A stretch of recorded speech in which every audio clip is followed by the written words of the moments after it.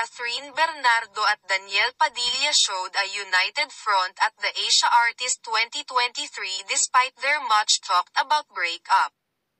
The two both won the AAA Fabulous Award together with New Jeans, Stray Kids, and Lim Young Wong.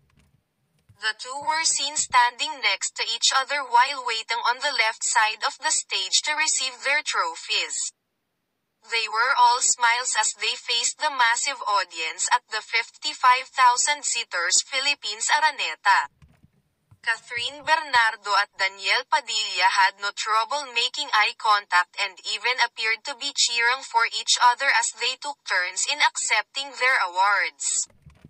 Daniel Padilla was first called to give his acceptance speech, and he seemed thrilled to be recognized by the Asian award-giving body.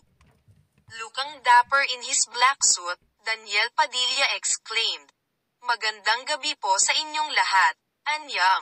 Ayun. Syempre, maraming AAA. Everyone, maraming salamat sa inyo. Enjoy the night and good night. Catherine Bernardo, who slayed in her stunning white gown, came next. She confidently introduced herself before delivering her speech. "Hello, guys. I hope you're having a great night. For those of you who don't know me, my name is Catherine Bernardo and I'm a Filipina actress. Wow! What an honor to be recognized tonight with these beautiful and talented people. Thank you so much AAA for this fabulous award," expressing her pride for the Philippines to be chosen as the host country for this big event, she continued. "It's my first time attending this and nakaka-proud na bilang Pilipino. Tayo yung nagho-host sa ganitong event. Also, I want to take this opportunity to thank you everybody who's supporting Filipino-made TV series and as well as movies. Patapos na yung taon. But I feel so blessed and I'm sharing to this award with all of you. Maraming salamat po, Catherine Bernardo at Daniel Padilla, who have been in a relationship for 11 years. Confirmed on November 30, 2023 that they have broken up.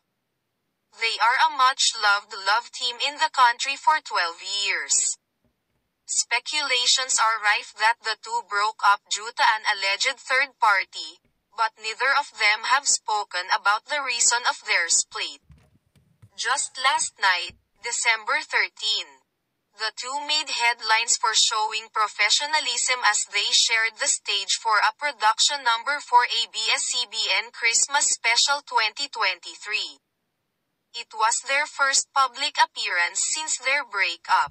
AAA 2023 is co-presented by Metrobank, Smart, and Pullplay World,